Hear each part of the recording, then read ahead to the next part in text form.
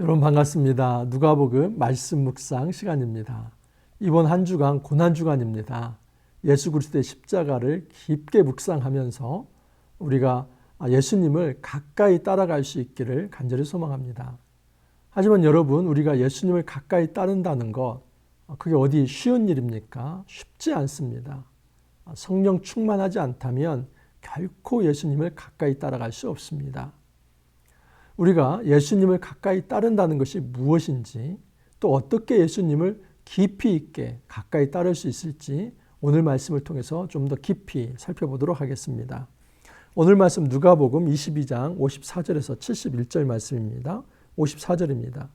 예수를 잡아 끌고 대제사장의 집으로 들어갈새 베드로가 멀찍이 따라가니라. 예수님께서 체포되었습니다. 대제사장의 집으로 끌려갑니다. 신문 받기 위해 대제사장의 집으로 끌려갔는데 베드로는 예수님을 멀찍이 따라갔다고 합니다. 이런 베드로의 모습을 우리가 쉽게 비판할 수 있습니다. 예수님을 따르려면 좀 가까이 따르지 왜 멀찍이 따르는가? 그렇게 멀찍이 따르니까 결국 예수님을 모른다고 부인하는 것 아닌가? 그렇게 우리는 쉽게 베드로를 욕하고 또 비판할 수 있습니다. 하지만 여러분, 정말 과연 우리는 그럴 만한 자격이 있나요? 2000년 전에 우리가 베드로의 입장이라면 우리는 정말 예수님을 가까이 따를 수 있을까요? 지금 그 상황은 아주 서슬퍼런 상황입니다. 예수님께서는 이 재판 이후 십자가를 지실 상황입니다. 생과 사를 가르는 아주 위태한 상황이며 또 이 검과 몽치를 들고 있는 군병들이 있어서 그 공포 분위기입니다. 이 정신적 공황과 패닉 상태에 있는 이런 상황에서 멀찍이라도 따라가는 거, 그거 쉽지 않은 일입니다. 그러나 저는 이 베드로의 멀찍이 따라가는 것을 제가 옹호하거나 정당화하려고 말씀드리는 게 아닙니다. 이것은 하나의 과정이며 현실입니다. 자, 그렇다면 베드로의 이 현실이 어떻게 생겨난 것일까? 좀 한번 생각해 보겠습니다. 엊그제 말씀인데 누가복음 22장 33절입니다. 베드로가 예수님과 이 성만찬 마지막 이 만찬을 할 때에 이런 호언장담을 했었습니다. 그가 말하되 주여 내가 주와 함께 오게도 죽는 데에도 가기를 각오하였나이다. 베드로가 이런 호언장담을 했습니다. 주여 내가 주와 함께 오게도 죽는 데에도 가기를 각오하였나이다. 말이 쉽지요. 여러분, 지금 베드로는 예수님이 잡혔을 때 그 옥에 가까이 가지 못합니다. 예수님이 십자가를 질 때 베드로는 그 십자가를 지지 못합니다. 그런데 베드로가 내가 옥에도 가겠습니다. 또 당신이 죽을 때 내가 함께 죽겠습니다. 이런 각오가 되었습니다. 그렇게 호언장담을 합니다. 근데 예수님께서 뭐라고 말씀하시냐면 베드로야 내가 내게 말하노니 오늘 닭 울기 전에 내가 3번 나를 부인하리라. 예수님은 알고 있었습니다. 베드로의 연약한 믿음을 알고 있었고 아직은 베드로가 예수님을 온전히 따를 수 없다는 것을 알고 있었습니다. 베드로의 문제는 뭐냐면 자기를 과신하는 것입니다. 내가 가지고 있는 믿음, 내가 가지고 있는 뜻, 나의 집념과 나의 의지, 나의 이것을 자랑하고 있습니다. 내 힘으로 신앙생활을 잘할 수 있다고 생각합니다. 여러분, 100% 실패합니다. 신앙생활은 내 힘으로 하는 것이 아니라 하나님의 은혜로 하는 것입니다. 물론 우리의 결단과 우리의 행위가 불필요하거나 또는 없어도 된다 이런 말을 하는 게 절대 아닙니다. 정말 우리가 결단을 하고 일어서야고 하고 또 정말 하나님 앞에서 뭔가 액션이 있어야만 합니다. 그런데 그 모든 것은 하나님의 은혜가 있을 때에 정말 빛을 발할 수 있고 그 모든 것이 생명의 열매를 맺을 수 있다 하는 사실입니다.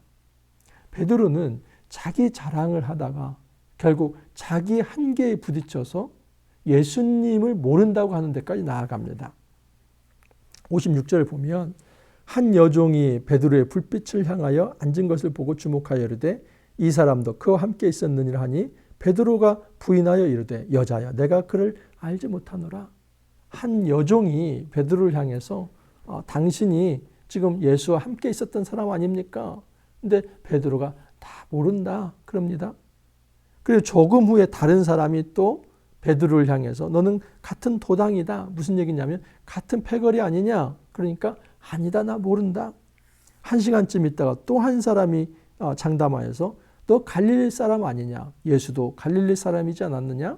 지금 네 말을 보니까 사투리 갈릴리 사투리를 쓰는데 너가 정말 예수와 함께 했던 자다. 그렇게 얘기를 합니다. 근데 베드로가 아니다. 이 사람아 나는 내가 하는 말을 알지 못하노라. 베드로가 예수님을 모른다고 3번이나 부인했습니다. 이것은 예수님께서 바로 얼마 전에 지금 몇 시간 전에 예수님께서 예언한 것입니다. 네가 나를 따르겠다고 옥에까지 가겠다고 죽는 데까지 나아가겠다고 호언장담하지만 지금 닭이 울기 전에 네가 3번 나를 모르겠다고 부인할 것이다. 실제로 여러분 베드로가 이렇게 부인을 하고 그 후에 닭이 울었습니다. 아직 말하고 있을 때 닭이 곧 울더라. 그런데 아주 재미있는 이 공간복음서에 여기만 이 이야기가 나오는데 61절에 이런 말씀이 있습니다. 주께서 돌이켜 베드로를 보시니. 여러분 지금 베드로가 예수님을 모른다고 그렇게 3번이나 부인을 하고 또 닭이 울었습니다. 그것은 예수님께서 말씀하신 대로 베드로가 부인했다는 것을 지금 베드로가 깨닫는 순간입니다. 그런데 바로 그 비참한 상황에 예수님이 베드로를 보십니다. 그리고 예수님의 눈과 베드로의 눈이 마주친 것입니다. 이때 베드로의 마음이 어땠을까요?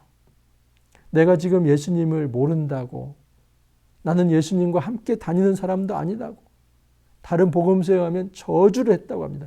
예수를 저주하면서까지 모른다고 했는데 그런 베드로의 비참한 모습을 예수님이 바라보십니다.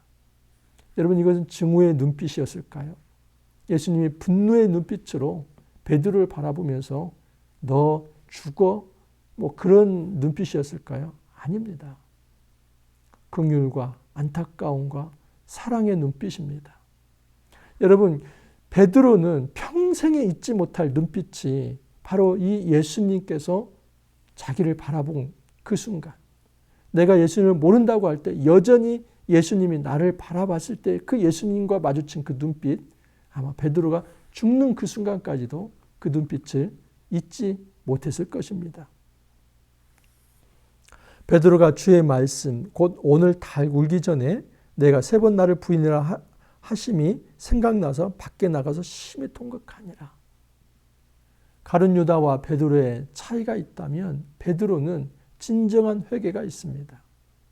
양심의 가책이 있습니다.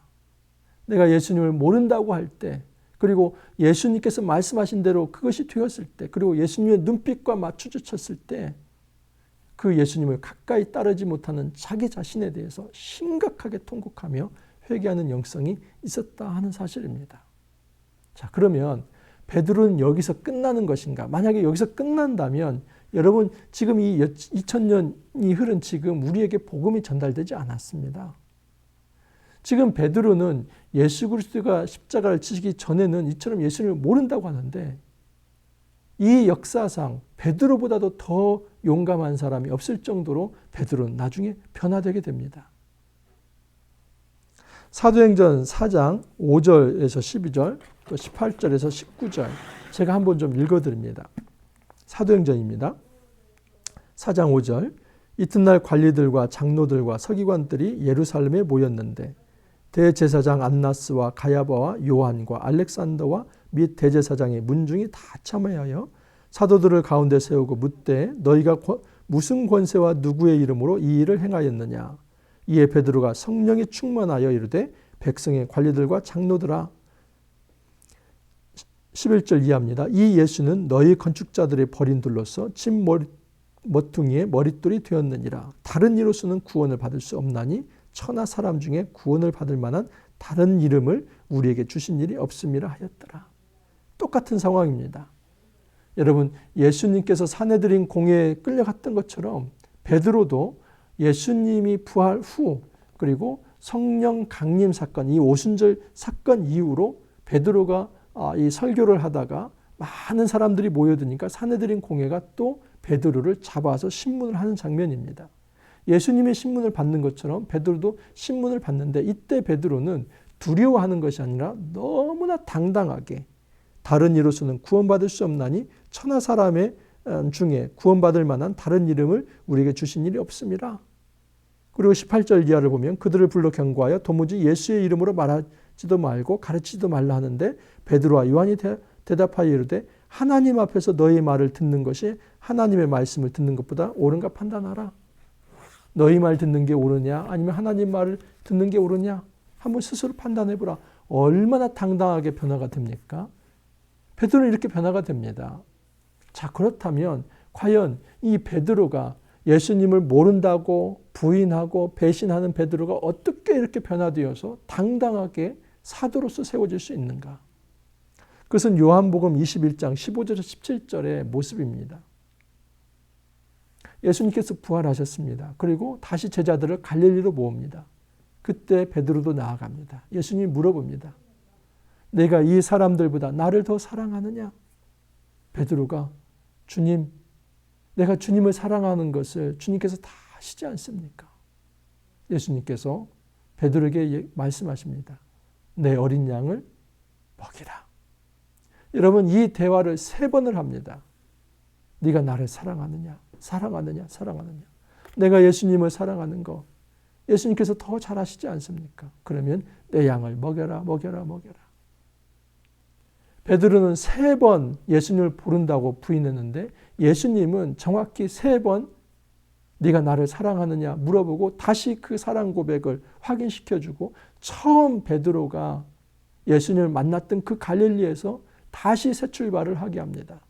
그리고 성령 충만함을 받은 이후로는 그는 누구 앞에서도 당당한 정말 어떤 사내들인 공회나 그리고 어떤 죽음 앞에서도 당당한 그런 사도가 되어서 전승에 의하면 이 베드로는 거꾸로 십자가를 졌다고 합니다. 예수님께서 바로 졌는데 나는 예수님과 같이 감히 그런 십자가 질 수 없다. 거꾸로 십자가 지겠다. 전승에 의하면 그렇습니다.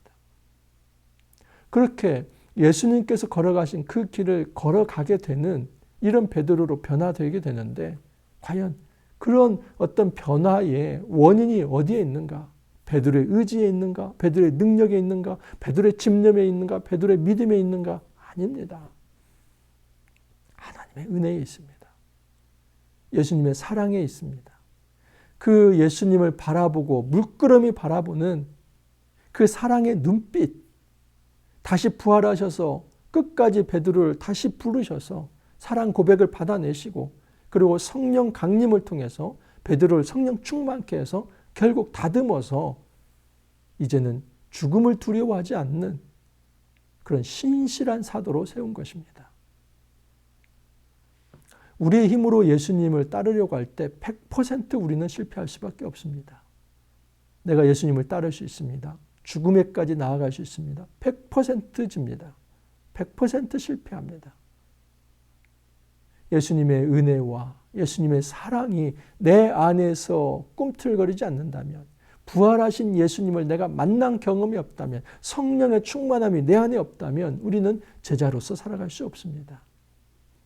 가장 비참한 일은 성령 충만하지 않는데 예수님의 사랑을 느끼지 못하는데 제자로 살아가는 채를 해야 한다는 것.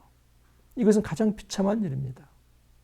여러분 우리는 이 땅에서 제자로 살아가는 채하는 연극하는 사람이 아니라 정말 제자가 되어서 예수님을 따르는 존재가 되어야만 합니다. 그게 어떻게 되는가? 첫 번째 해야 할 일은 뭐냐면 자기 한계를 인정하는 것입니다. 저는 예수님을 가까이 따라갈 수 없는 존재입니다. 제 힘으로는 감히 예수님을 따라갈 수 없는 이 멀찍이 따라갈 수밖에 없는 이 현실이 저희 현실입니다. 이것을 인정하고 받아들이고 그 한계를 예수님 앞에 내어놓고 통곡할 수 있는 자세가 있어야만 합니다. 그러면 예수님이 다가오셔서 네가 나를 사랑하느냐 물어볼 것이고 제가 예수님을 사랑한다 하면 그에게 사명을 맡겨줄 것이며 그에게 성령을 충만케 해서 결국 자기 의지가 아니라 성령의 의지로 하나님의 의지로 끝까지 예수님을 부인하지 않고 그 십자가의 길을 걸어가게 해주시겠다 하시는 것입니다. 여러분, 십자가의 길은 베드로가 사실 같이 갈 수 없었던 길입니다.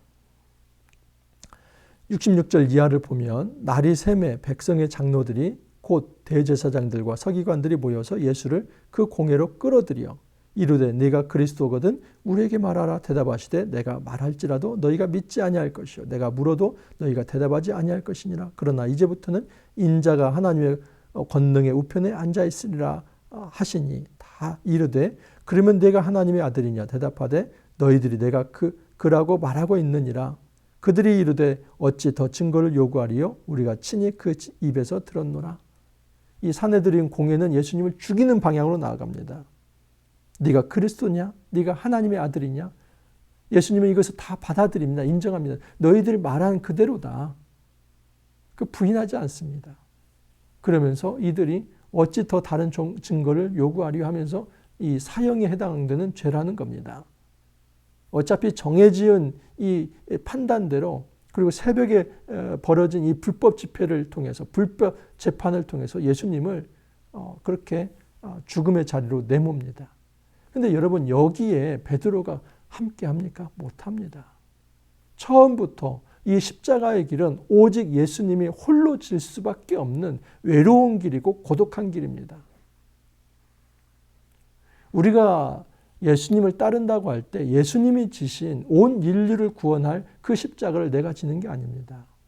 우리가 예수님을 따른다고 할 때는 나에게 맡겨진 작은 십자가입니다.